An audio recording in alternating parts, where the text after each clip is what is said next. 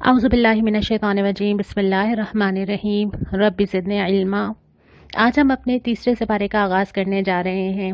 تیسرے سپارے کے آغاز سے پہلے کل کے سوال کا جواب دیکھ لیتے ہیں جو آپ نے مجھے بالکل ٹھیک بھیجا سورہ بقرہ کی آیت نمبر 155 سے، کہ اللہ تعالیٰ انسان کو کن کن ذرائع سے آزماتا ہے، خوف و خطر سے،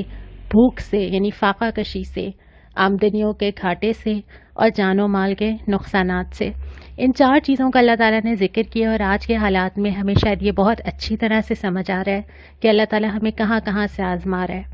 کوئی خوف سے آزمایا جا رہا ہے، کوئی بھوک سے، کوئی آمدنی کے گھاٹے سے اور کوئی جان و مال سے۔ اور یہ آزمائش اللہ تعالیٰ ہر انسان کے سامنے پوری زندگی میں کہیں نہ کہیں لاتا ہے اور آج پوری دنیا کے سامنے آ کر کھڑی ہو گئی ہے۔ اور ہم نے پچھلی دفعہ یہ سبق پڑھا تھا کہ ہر آزمائش سے سرخرو ہونے کے طریقے بنیادی طور پہ اللہ تعالیٰ نے دو چیزوں کا بہت ذکر کیا ہے، نماز اور صبر، اللہ سے تعلق اور اللہ پر یقین، اور انشاءاللہ تعالیٰ انہی کے سہارے ہم اس آزمائش سے بھی گزریں گے۔ تیسرے سپارے کا جو آغاز ہوتا ہے، شروع میں بالکل ذکر کیا جاتا ہے خرچ کرو، خرچ کرو، اس سے پہلے کہ وہ دن آئے کہ پھر خرچ کرنے کا کوئی موقع نہیں ہوگا۔ پھر یہ نہیں ہوگا کہ انسان بہت سارا مال رکھ کے بیٹھا اور اس کو معلوم ہو کہ اس کی زندگی ختم ہونے والی ہے اور وہ یکایک خرچ کر دے، بلکہ کسی بھی انسان کے لیے مہلت عمل ختم ہونے کا جو وقت ہے وہ نہیں جانتا۔ وہ نہیں جانتا کہ کل زندگی میں اس کو کتنی سہولت، کتنی عافیت، کتنی آسانی ہے، کتنا موقع مل سکے گا، تو اس موقع کے آنے سے قبل ہی وہ اس سے فائدہ اٹھائے۔ اس کے بعد ایک عظیم الشان آیت آتی ہے جس پہ اگر انسان یقین رکھے تو زندگی بدل جائے، اور وہ ہے آیت الکرسی۔ اللہ تعالیٰ کی وہ وحدانیت کا اعلان، اللہ تعالیٰ کی قدرت کا اعلان،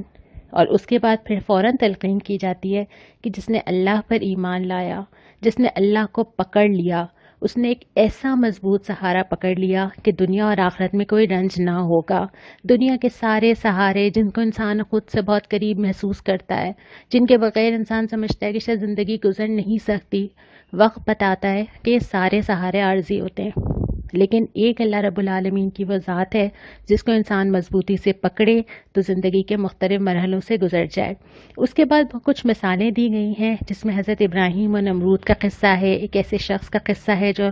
عبرت لیتا ہے، حضرت ابراہیم کا واقعہ ہے جب وہ کہتے ہیں کہ مجھے دل کی تسلی درکار ہے۔ اس کے بعد پھر روئے سخن پھر دوبارہ انفاق کے اوپر آ جاتا ہے۔ اس سپارے کے اندر بہت زیادہ بار بار یہ تذکرہ آتا ہے کیونکہ انسان کے لیے اپنا مال نکالنا بہت مشکل ہے اور انسان کو اپنے مال سے بہت زیادہ محبت ہوتی ہے، اور یہ مال اصل میں دنیا سے محبت کی ایک سب سے بڑی کشش ہے جو ظاہر کرتی ہے کہ انسان کے دل میں دنیا کتنی بسی ہوئی ہے۔ اسی وجہ سے اللہ تعالیٰ نے ہر غلطی میں، قسم کھانے میں، کوئی حج اور عمرے کی غلطی ہو جانے میں، روزے میں کسی وجہ سے توڑ دینے یا نہ رکھنے میں، ہر صورت میں جو کفارہ رکھا ہے اس میں مال کا نکالنا ضرور رکھا ہے۔ اور اس سپارے کے اندر بھی اللہ کی راہ میں خرچ کرنے کی مثال دی گئی کہ اللہ تعالیٰ اس کو اتنا بڑھاتا ہے کہ انسان تصور بھی نہیں کر سکتا، اور یہ زندگی کے اندر چیز تجربے سے سمجھ آتی ہے۔ آپ نے بھی کہیں نہ کہیں یہ تجربہ ضرور کیا ہوگا، اور اگر نہیں کیا تو کر لینا چاہیے۔ جب آپ اللہ کی راہ میں خرچ کرتے ہیں اللہ تعالیٰ کہیں نہ کہیں سے آپ کو پلٹا کے واپس کر دیتا ہے۔ ہاں یہ ضرور ہے کہ جو خرچ کیا جائے وہ اللہ کی رضا کے لیے کیا جائے، اس میں کوئی احسان نہ ہو، اور اس کے ساتھ ساتھ یہ بھی ہدایت کی گئی ہے کہ خاص طور پہ سفید پوش لوگوں کو تلاش کرو، ان لوگوں کو ڈھونڈو جن کو تم اپنی شکلوں سے پہچان سکو گے، وہ تم سے مانگیں گے نہیں۔ اور اس وقت کے حالات میں بھی ایک تو وہ طبقہ ہے جو آپ کے پاس آتا ہے، آپ کے گھر آتا ہے، آپ سے راشن مانگتا ہے، آپ کو مجبوریاں بتاتا ہے، آپ سے مدد کا طلبگار ہوتا ہے، اور ایک وہ طبقہ ہے جو اس وقت اپنے گھروں کے اندر موجود ہے، جس کو ہم سفید پوش طبقہ کہتے ہیں، جو آج کل کے حالات میں اپنے روز کی بنیاد پہ معاش حاصل نہیں کر پا رہا۔ اس طبقے کو ڈھونڈنا ان تمام لوگوں کی ذمہ داری ہے جو اس کے ارد گرد ہوں، چاہے وہ رشتہ دار ہوں، چاہے وہ پڑوسی ہوں، چاہے وہ کسی طرح سے ان سے تعلق رکھتے ہوں۔ اپنے آس پاس نظر دوڑانا اور اپنے آس پاس ایسے لوگوں کو تلاش کرنا اور ایسے لوگوں کی خودداری برقرار رکھتے ہوئے ان کی مدد کرنا ہماری ذمہ داری ہے۔ پھر اس کے بعد جو دوسرا ربع آتا ہے، اس کا ابتدا ہی اس بات سے ہوتی ہے کہ سود کی مذمت کی جاتی ہے اور کہا جاتا ہے کہ اگر تم نے سود برقرار رکھا تو اللہ اور رسول سے اعلان جنگ کر دو۔ اور پھر یہ سکھایا جاتا ہے کہ جب قرض کا لین دین کیا جائے تو جو قرض لے رہا اس کی ذمہ داری ہے کہ وہ املا لکھوائے اور ایسے تمام معاملات کو لکھ لیا جائے۔ اس کے بعد غزوہ بدر کا ذکر آتا ہے کہ غزوہ بدر میں اللہ تعالیٰ کیسے کسی چھوٹی سی تعداد کو کتنی بڑی تعداد پہ غلبہ دے دیتا ہے۔ تو اللہ کے لیے کوئی مشکل نہیں ہے کہ دنیا میں بظاہر بڑی نظر آنے والی طاقتوں کو ڈھہ دے، یا دنیا میں چھوٹی سے اہل حق کو کتنی بڑی بڑی قوموں کے اوپر غلبہ عطا کر دے۔ اس کے بعد ان مرغوبات نفس کا ذکر ہے جو لوگوں کو دنیا کی طرف لبھاتے ہیں، یعنی وہ ساری چیزیں جو انسان کو اٹریکٹ کرتی ہیں وہ ہر ایک کے لیے شاید الگ ہوں گی، وہ میرے لیے الگ ہوں گی، وہ آپ کے لیے الگ ہوں گی، اور وہ زندگی کے ہر دور میں بھی شاید الگ ہوں گی۔ وہ بچپن میں کچھ اور تھیں، وہ ٹین ایج میں کچھ اور ہیں، وہ اس کے بعد والے عمر کے ادھیڑ عمر حصے میں کچھ اور ہیں۔ تو زندگی کے ہر حصے میں وہ چیز جو مجھے دنیا کی طرف کھینچتی ہو، وہ ساری چیزیں اس مرغوبات نفس میں آتی ہیں۔ کسی کے لیے وہ گیجٹس ہوں گے، کسی کے لیے وہ کپڑے ہوں گے، کسی کے لیے وہ گھر ہوگا، کسی کے لیے وہ گاڑی ہوگی، کسی کے لیے وہ سونے کے زیورات ہوں گے۔ تو جس انسان کے لیے بھی جو چیز اس کو دنیا کی طرف لبھاتی ہو، اس کو اپنے سے دور کرنا اور یہ سمجھنا کہ یہ دنیا کی چند روزہ زندگی کا سامان ہے۔ اور پھر اس کے بعد اہل تقویٰ کی نشانیاں بتائی گئی ہیں، اور یہ بتایا گیا کہ یہ وہ لوگ ہوتے ہیں جو اللہ پر ایمان رکھتے ہیں، جو روتے ہیں اللہ کے سامنے، استغفار کرتے ہیں، صبر کرتے ہیں۔ یہ وہ لوگ ہیں جن کے رویے میں راز بازی ہوتی ہے، جو فرما بردار ہوتے ہیں، اللہ کے سامنے سر تسلیم خم کر دیتے ہیں، جو ہم نے کل پڑھا تھا نا، ادخلوا فی السلم کافہ، داخل ہو جاؤ اسلام میں پورے کے پورے۔ اور اس کے بعد یہ وہ لوگ ہوتے ہیں جو فیاضی سے کام لیتے ہیں، جن کے مال میں دوسروں کا حصہ ہوتا ہے، اور اس کے بعد یہ کہ یہ قیام اللیل کرنے والے ہوتے ہیں۔ پھر ہم تیسرے ربع کی طرف آتے ہیں۔ یہاں پہ اللہ تعالیٰ نے کچھ بنیادی نکات بتائے ہیں، اور وہ یہ بتایا ہے کہ اگر تم اللہ کی راہ میں چلنا چاہتے ہو تو یہ کچھ کی پوائنٹس ہیں جو تمہیں یاد رہنے چاہیے۔ شروع میں تو ڈرایا گیا کہ جو لوگ اللہ کے احکام کی اطاعت نہیں کرتے ان کا کیا انجام ہوتا ہے، نہ صرف دنیا میں بلکہ آخرت میں بھی۔ دنیا میں بظاہر کبھی کبھی ایسا لگتا ہے کہ وہ انجام فوری طور پہ نہیں آ رہا، لیکن اگر ہم بنظر غائر دیکھیں تو ہمیں اندازہ ہوتا ہے کہ جو راستہ اللہ کی اطاعت سے ہٹ کے کہیں نہ کہیں اور جا رہا ہوتا ہے، آخرکار اس پہ تباہی اور بربادی ہی ہوتی ہے۔ اور اس کے بعد یہ بھی بتا دیا کہ ہر انسان کو کمائی کا پورا پورا بدلہ ملے گا۔ وہ جو چھوٹی چھوٹی نیکیاں اور وہ چھوٹی چھوٹی بنائیاں جو ہم کر کے بھول جاتے ہیں، اللہ نہیں بھولتا۔ وہ جو چیزیں ہم معاشرے میں چلن ڈالتے ہیں اور ہمارے بعد لوگ ہمیں دیکھ کے سیکھتے ہیں، وہ جو نئے نئے رواج ہم شروع کر دیتے ہیں، اچھے ہوں یا برے ہوں، وہ جو نئی نئی چیزیں ہم معاشرے میں پیدا کر دیتے ہیں، وہ جو کوئی ایک چیز ہم کسی اور کو سکھا دیتے ہیں، وہ جو ایک جملہ جو ہم کسی سے کہہ دیتے ہیں، وہ جو 1 روپیہ ہم کہیں لگا دیتے ہیں، اور اس کا سلسلہ کہاں تک چلتا چلا جا رہا ہے، اگر وہ نیکی کی راہ پہ ہوگا تو اللہ وہ سارا نکال کے لے آئے گا، اور اگر وہ برائی کی راہ پہ ہوگا تو اللہ اس کے بھی سارے اثرات نکال کے لے آئے گا۔ تو ہر انسان کو اپنی کمائی کا پورا بدلہ ملے گا۔ اس کے بعد پھر اللہ کی قدرت اور ملکیت کا ذکر ہے، بہت ہی پیاری آیت ہے، قل اللہم مالک الملک تؤتی الملک من تشاء، تو ہی مالک ہے، جس کو چاہے عزت دے، جس کو چاہے ذلت دے۔ اور پھر ایک شارٹ کٹ بتایا کہ اگر تم اللہ سے محبت کرتے ہو،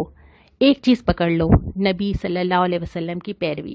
آپ ان سے کہہ دیجئے کہ اگر تم اللہ سے محبت رکھتے ہو تو میری پیروی کرو، اللہ کے نبی کی پیروی کرو، اللہ کے نبی کے بتائے ہوئے راستے پہ چلو، تم اللہ کی محبت کو پالو گے۔ اور اس کے بعد پھر حضرت مریم علیہ السلام کی پاکیزگی، پرورش، اور پھر حضرت عیسیٰ کی پیدائش کی خوشخبری کا ذکر کیا گیا۔ جب ہم چوتھے ربع کی طرف بڑھتے ہیں تو ابتدا میں پھر وہی موضوع واپس آتا ہے جس کو ہم نے اپنے پہلے سپارے میں پڑھا تھا، یعنی اہل کتاب کو جو مخاطب کیا گیا تھا اور فرد جرم گنوائی گئی تھی، یہاں پہ اہل کتاب سے سوالات اٹھائے گئے کہ تم کیوں نہیں مانتے اس کتاب کو، تم تو جانتے تھے، تمہیں تو اس کی بشارت دی گئی تھی، تمہاری کتابوں میں رسول کے آنے کی پہلے سے خوشخبری موجود تھی، تو تم کیوں نہیں اس نبی کو مانتے۔ کچھ سوالات اٹھائے گئے اور پھر مسلمانوں کو دوبارہ سے خبردار کیا کہ یہ اہل کتاب کبھی تمہارے ساتھی نہیں ہو سکتے، اور یہ تمہارے حق میں کبھی اچھا نہیں چاہتے، اور یہ وہ لوگ ہیں جو تم سے کچھ اور کہتے ہیں اور کسی اور سے کچھ اور کہتے ہیں۔ اور آخر میں جو اللہ تعالیٰ نے خبردار کیا ہے وہ یہ ہے کہ جو ایمان پا کر کفر اختیار کرے، اللہ اسے بار بار ہدایت نہیں دیتا۔ یعنی جس شخص کو اللہ ہدایت کا موقع دیتا ہے، اور یہ میرے اور آپ کے لیے بھی ہے کہ اللہ تعالیٰ جب ہمیں قرآن اٹھانے کا موقع دیتا ہے، قرآن کو پڑھنے کا موقع دیتا ہے، قرآن کو سمجھنے کا موقع دیتا ہے، تو اللہ تعالیٰ چاہتا ہے کہ ہم اس موقع سے فائدہ اٹھائیں۔ اگر آج آپ میری یہ آڈیو سن رہے ہیں تو یہ اللہ تعالیٰ کی توفیق کے بغیر نہیں ہو سکتا، یہ ممکن ہی نہیں تھا اگر اللہ آپ کو اس کا موقع نہ دیتا۔ لیکن اگر اس موقع کو حاصل کرنے کے بعد اگر ہم اس پہ عمل نہ کریں، اگر ہم اس سے منہ موڑ جائیں، اگر ہم اس کو اہمیت نہ دیں، اگر ہم مزید قرآن سے محبت محسوس نہ کریں، قرآن کو سمجھنے کی کوشش نہ کریں، تو اللہ تعالیٰ یہ موقع ہر ایک کو بار بار نہیں دیتا۔ اللہ اپنے پیغام کی اور اپنے کتاب کی ناقدری کو برداشت نہیں کرتا۔ تو اللہ تعالیٰ جس کو موقع دیتا ہے اس کو اپنے آپ کو خوش نصیب بھی سمجھنا چاہیے، اور اللہ کی اس توفیق کو محسوس کرنا چاہیے کہ ابھی اللہ تعالیٰ ہم سے مایوس نہیں ہوا، ابھی ایسا نہیں ہوا کہ اللہ تعالیٰ نے میرا نام ان لوگوں میں لکھ دیا ہو کہ ان کو قرآن سنانے کا کوئی فائدہ نہیں۔ اگر میں اور آپ قرآن سن رہے ہیں تو اللہ کا بہت بڑا احسان ہے کہ اللہ یہ سمجھتا ہے کہ میرے دل میں ابھی گنجائش ہے۔ ہم نے پہلے سے بارے میں پڑھا تھا نا کہ اللہ ان کے کانوں پر، ان کی آنکھوں پر، ان کے دلوں پر مہر لگا دیتا ہے کہ پھر ان کو کچھ سمجھ نہیں آتا، لیکن اللہ تعالیٰ مجھے اور آپ کو سنوا رہا ہے۔ الحمدللہ ثم الحمدللہ، میں اور آپ قرآن پڑھ رہے ہیں، قرآن کھول کے بیٹھے ہیں، قرآن سمجھ رہے ہیں۔ تو یہاں پہ یہی سکھایا گیا کہ جو لوگ ایک دفعہ یہ ایمان پانے کے بعد کفر کی راہ اختیار کر لیتے ہیں، پھر اللہ انہیں دنیا میں بھٹکنے کے لیے چھوڑ دیتا ہے، پھر اللہ ان کو چھوڑ دیتا ہے کہ جاؤ، اگر تم سمجھتے ہو کہ تم اپنے بل بوتے پہ کچھ کر سکتے ہو تو جاؤ دنیا کو تسخیر کرو، اور ہم جانتے ہیں ایسا نہیں ہو سکتا۔ تو اللہ تعالیٰ مجھے اور آپ کو اس وقت سے بچائے۔ اس سپارے کا جو ہم نے آج پڑھا، اس کا بہت سارا حصہ جو ہے وہ انفاق کے متعلق ہے کہ اگر اللہ کی راہ میں انفاق کیا جائے تو کن چیزوں کا خیال رکھا جائے۔ تو یہی میرا آج آپ سے سوال ہے کہ اللہ کی راہ میں خرچ کرتے ہوئے کن چیزوں کا خیال رکھنا چاہیے۔ اور جو دعا آج ہم نے پڑھی آج کے سپارے میں، وہ سورہ آل عمران میں 2 دعائیں آئی ہیں، آیت نمبر 8 میں آئی ہے اور آیت نمبر 16 میں آئی ہے۔ یہ 2 دعائیں ہم ضرور آج یاد بھی کریں، اپنے معمول کا حصہ بھی بنائیں، اور جب اللہ تعالیٰ سے مانگیں تو ان الفاظ میں مانگیں جو اللہ تعالیٰ نے ہمیں سکھائے ہیں۔ انشاءاللہ تعالیٰ کل ہم اپنے چوتھے پارے کا آغاز کریں گے۔ جزاک اللہ وما علینا الا البلاغ۔